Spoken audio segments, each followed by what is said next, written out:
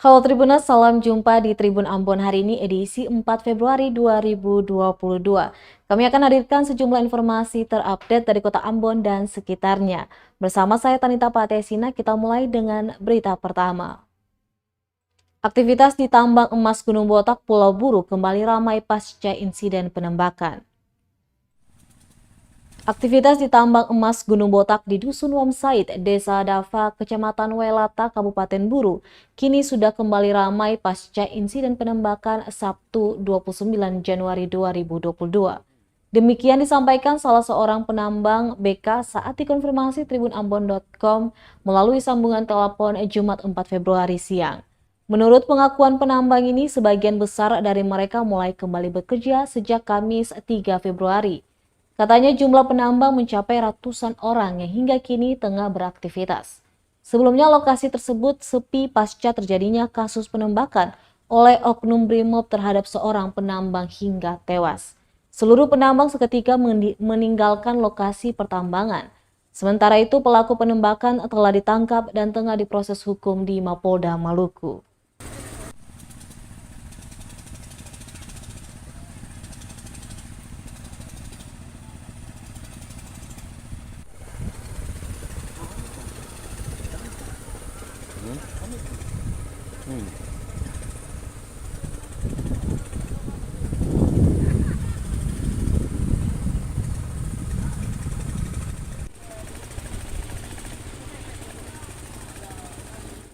Minimnya pengamanan di Gunung Botak, Pulau Buru, polisi sebut Pemda lepas tangan. Polisi tidak menapik adanya kelonggaran pengamanan di kawasan Gunung Botak, Pulau Buru. Minimnya biaya operasi aparat di lapangan disebut menjadi kendala pengamanan. Hal tersebut disampaikan Kabid Humas Polda Maluku Rum Ohoirat kepada tribunambon.com di ruang kerjanya Jumat 4 Februari 2022. Dikatakannya aktivitas pembersihan penambangan ilegal di Gunung Botak terus dilakukan oleh Polres Buru dan anggota juga ditempatkan untuk mengamankan di sana. Namun kekurangan biaya operasional pengamanan yang menjadi kendala. Karena untuk penempatan personil di Gunung Botak perlu banyak anggota, mengingat luasnya area penambangan. Lanjutnya penempatan personil di Gunung Botak bukan 1-2 hari, tetapi bertahun-tahun dan masalah di sana itu sudah berlangsung 11 tahun lamanya. Kondisi inilah yang menjadi salah satu penyebab keamanan di Gunung Botak dilonggarkan, sehingga penambang ilegal terus masuk melakukan aktivitas penambangan. Sementara itu, pemerintah kabupaten maupun provinsi terlihat lepas tangan. Diberitakan sebelumnya terjadi insiden penembakan yang dilakukan anggota Brimob AB terhadap Mede Nurlatu, penambang di Gunung Botak, Sabtu 29 Januari. Pasca penembakan itu, Minggu 30 Januari, polisi kembali dikejutkan dengan penemuan jenazah Aladin alias Naruto, korban diduga dibunuh.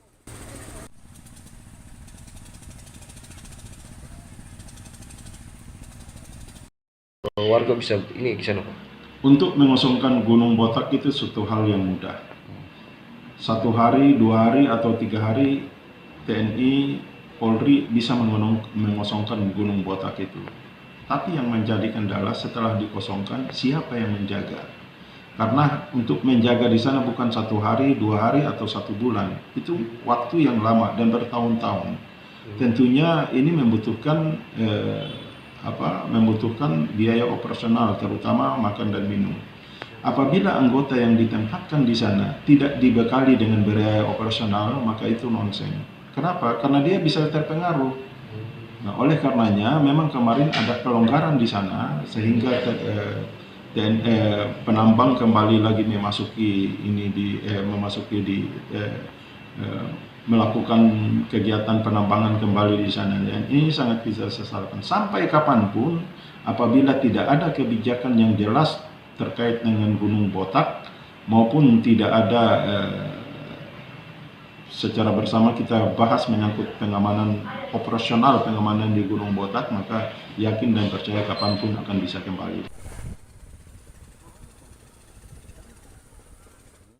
Masih seputar Gunung Botak, Tribuners, polisi minta Pemkab Buru dan pemerintah provinsi bahas Gunung Botak. Polda Maluku minta pemerintah Kabupaten Buru dan Provinsi Maluku duduk bersama membahas permasalahan di Gunung Botak. terkhusus masalah pengamanan di area tambang yang kini dipenuhi ratusan penambang itu. Diakuinya persoalan keamanan di Gunung Botak masih menjadi masalah, mengingat penempatan aparat tidak optimal. Pasalnya kepolisian terkendala masalah anggaran. Untuk itu pemerintah buruh dan provinsi juga harus ikut membantu menyelesaikan masalah tersebut.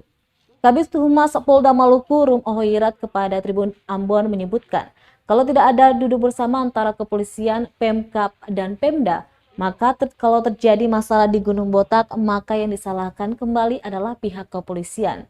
Untuk itu diharapkan pemerintah jangan lepas tangan terkait pengamanan di sana. Karena kepolisian selalu siapkan personil amankan areal tambang emas Gunung Botak di Pulau Buru.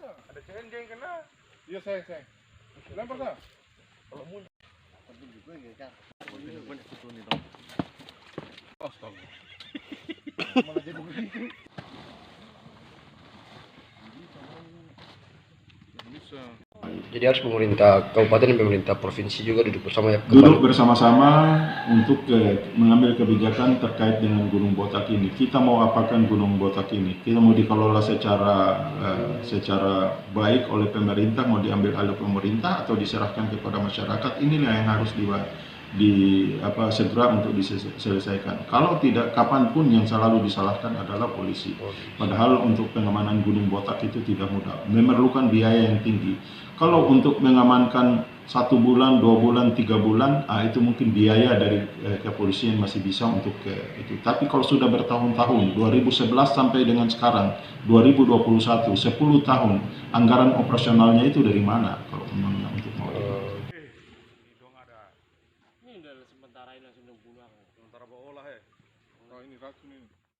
Kita beralih ke berita selanjutnya. Aparat TNI Polri pulangkan 71 kendaraan roda 2 milik pengungsi Kariu. Aparat TNI Polri saling bahu-membahu memulangkan 71 kendaraan roda 2 milik warga Kariu, Pulau Haruku yang tidak rusak saat pertikaian dua desa berlangsung. 71 kendaraan roda 2 ini dipindahkan dari Pelabuhan Wairiang, Kailolo, Pulau Haruku dengan menggunakan kapal feri dan KMC Polairut Polda Maluku menuju Desa Aboru Kamis 3 Februari malam. Hal tersebut disampaikan Kapendam 16 Patimura Kolonel Adi Prayogo kepada tribunambon.com Jumat 3 Februari 2022. Lanjut dikatakannya pengantaran puluhan unit motor yang selamat itu dilakukan atas permintaan masyarakat Kariu. Sebab mereka sangat membutuhkan untuk kepentingan operasional di Desa Aboru. Kapendam menambahkan langkah ini juga diambil atas perintah Pangdam 16 Patimura Mejen Richard Tampu Bolon sebagai wujud komitmen TNI dalam upaya pemulihan situasi dan kondisi pengungsi Kariu. Diketahui akibat pertikaian kedua desa ini beberapa rumah warga hangus terbakar dan dilaporkan 3 orang meninggal dunia dan 2 mengalami luka-luka. 1 di antara korban luka ialah anggota kepolisian Pulau Haruku. Saat ini situasi sudah berangsur pulih dan masih dijaga ketat oleh aparat gabungan TNI Polri.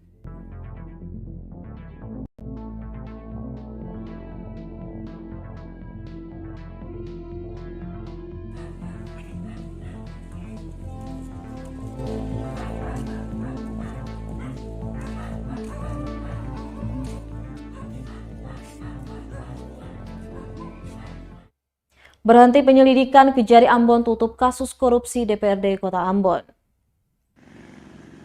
Hilang kabar penanganan kasus dugaan korupsi 5,3 miliar rupiah anggaran DPRD Kota Ambon. Kejaksaan Negeri Ambon akhirnya buka suara. Kasus yang diduga melibatkan orang penting di DPRD Kota ini telah ditutup Kejari Ambon. Hal itu disampaikan langsung Kepala Kejari Ambon Dian Fritsnale kepada wartawan Jumat 4 Februari 2022. Sebelumnya, hasil temuan Badan Pemeriksa Keuangan BPK menemukan kerugian keuangan negara sebesar 1,5 miliar rupiah.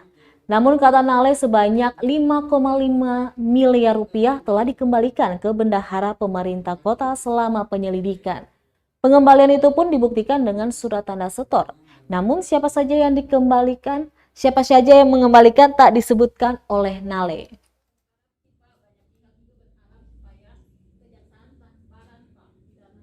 Ini bagian dari transparansi kami. Ini dari memang masyarakat menunggu hasil, tapi menunggu hasilnya juga kan kita harusnya tahapan. Maka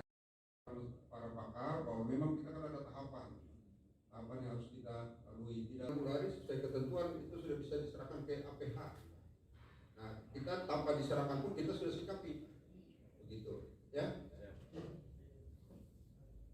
Langsung dari BPK ke kejaksaan atau tidak untuk kasus yang ini? Ini karena kita hasil dari kita penyelidikan sendiri, tidak ada rekomendasi dari BPK. Dan itu hasil penyelidikan.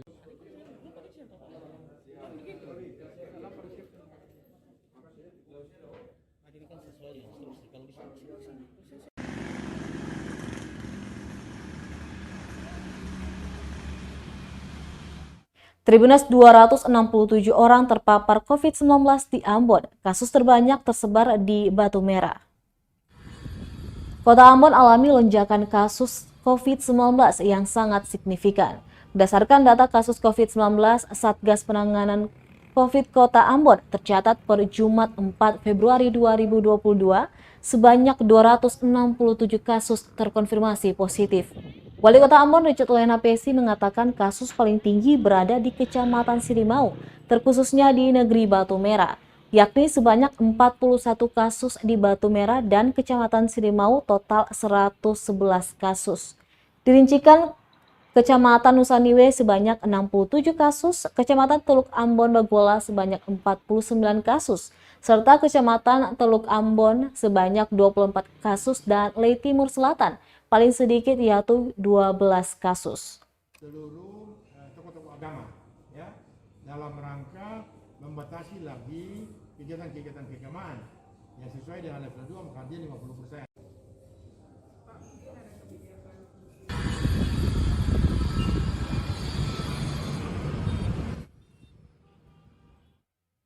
Tribunnews mulai pekan depan, pemerintah Kota Ambon batasi kegiatan keagamaan dan tempat peribadatan.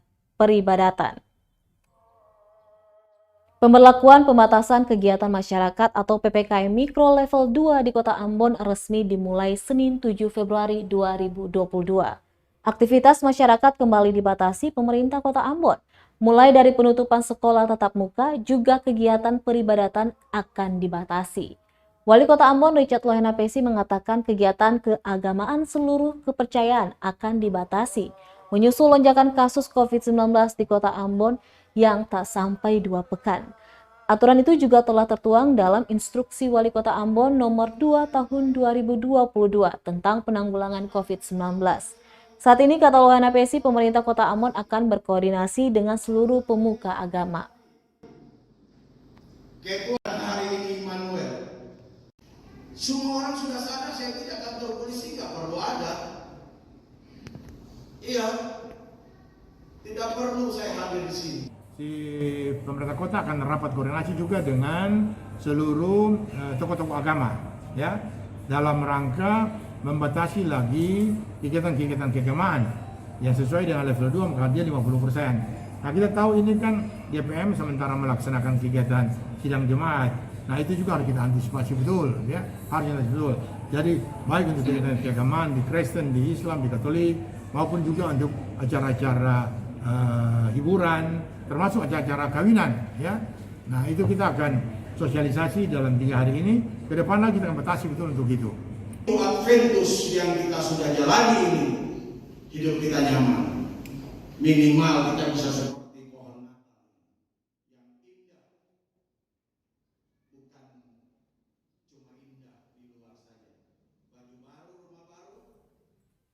Belum sebulan jalani PTM terbatas, 17 SMP di Ambon kembali ditutup. Kurang dari sebulan menjalani pembelajaran tatap muka PTM terbatas, 17 sekolah menengah pertama SMP di Ambon secara resmi ditutup kembali. PTM yang dialihkan ke belajar jarak jauh atau online ini akan diberlakukan hingga Maret 2022 mendatang. Wali Kota Ambon Richard Lehnapesi kepada wartawan mengatakan penutupan PTM terbatas ini sebagai langkah menanggulangi COVID-19 yang telah semakin melonjak. Aturan ini pun telah tertuang pada Instruksi Wali Kota Ambon nomor 2 tentang pemberlakuan pembatasan kegiatan masyarakat PPKM level 2. Aturan PPKM level 2 akan mulai diberlakukan per Senin 7 Februari 2022. Lanjut, Lehnapesi, pemerintah telah menutup PTM terbatas di 11 sekolah sebelumnya. Pasalnya dari hasil random sampling tes rapid antigen terhadap 25% dari jumlah siswa juga pegawai sekolah ditemukan sebanyak 125 orang yang reaktif. Penutupan sekolah tatap muka ini tambah Lohena Pesi akan dievaluasi lagi pada April 2022 mendatang dan akan diizinkan kembali bila kondisi membaik.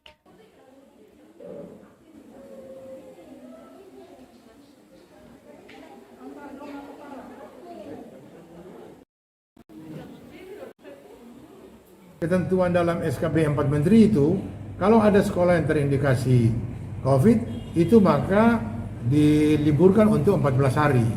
Nah, kita kemarin itu ambil sampel untuk sekolah itu ada 25% dari murid. Jadi kita ambil 25% dari murid saja. Nah, itu saja sudah dari 2000 sekian, itu ada 125 sekian yang kena, ya, yang reaktif, lalu kemudian PCR positif. Tidak, itu hanya 25% dari sampel yang kita random itu. 75% anak murid enggak. Nah, kalau misalnya sekarang kita masukin lagi tanggal 16 atau 17 itu, sekolah mulai dibuka lagi, lalu kita mulai random lagi untuk yang 75 yang sisa ini, kalau misalnya kena lagi, ya, itu berarti kita mesti tutup lagi 2 minggu. Nah, ini yang kita sepakat untuk sekolah itu kita tutup sampai dengan bulan Maret. Nanti bulan April kita evaluasi, kalau kondisinya sudah membaik, nah kita akan buka lagi untuk uji coba untuk sekolah tatap muka lagi.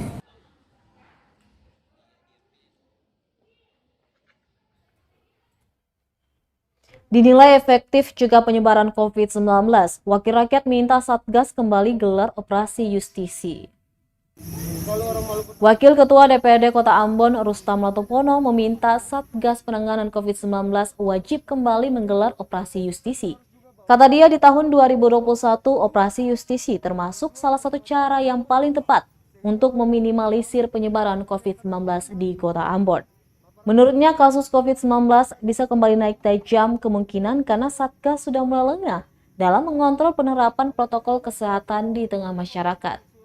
Meski pada 9 Januari 2022 lalu, Ambon sudah memasuki zona hijau. Berdasarkan data kasus COVID-19, Satgas Penanganan Kota Ambon tercatat per Jumat 4 Februari 2022, sebanyak 267 kasus terkonfirmasi positif. Dengan melonjaknya angka terkonfirmasi itu, akhirnya pemberlakuan pembatasan kegiatan masyarakat atau PPKM di Kota Ambon akan kembali dilaksanakan Senin 7 Februari 2022 mendatang.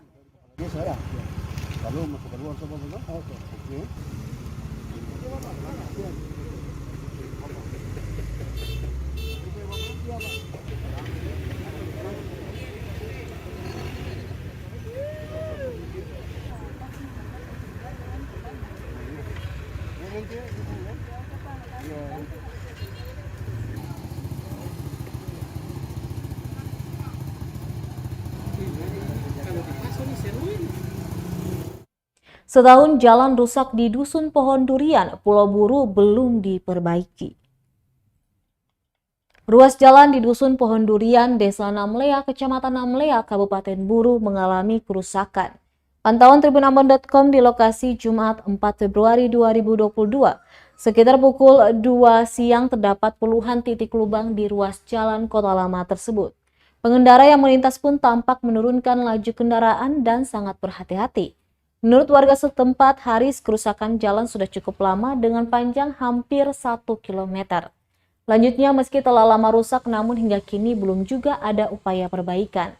Dia berharap agar jalan di daerah itu bisa secepatnya diperbaiki.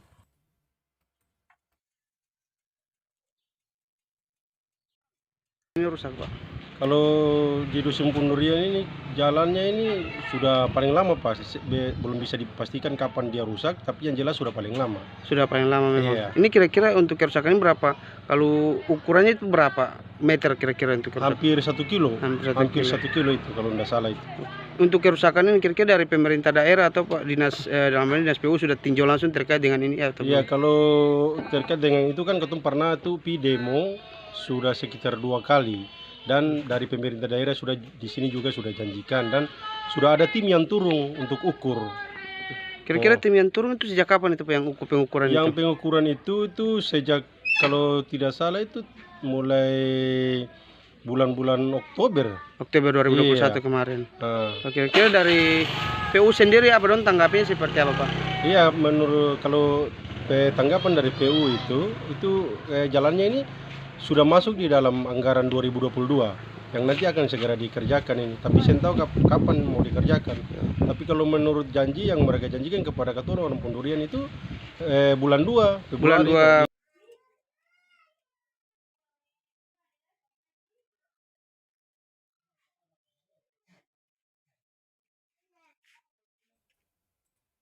Baik Tribuners, demikianlah Tribun Ambon hari ini edisi 4 Februari 2022. Saya Tanita Patesina beserta tim redaksi yang bertugas undur diri. Sampai jumpa lagi dan amato. Terima kasih sudah nonton. Jangan lupa like, subscribe, dan share ya.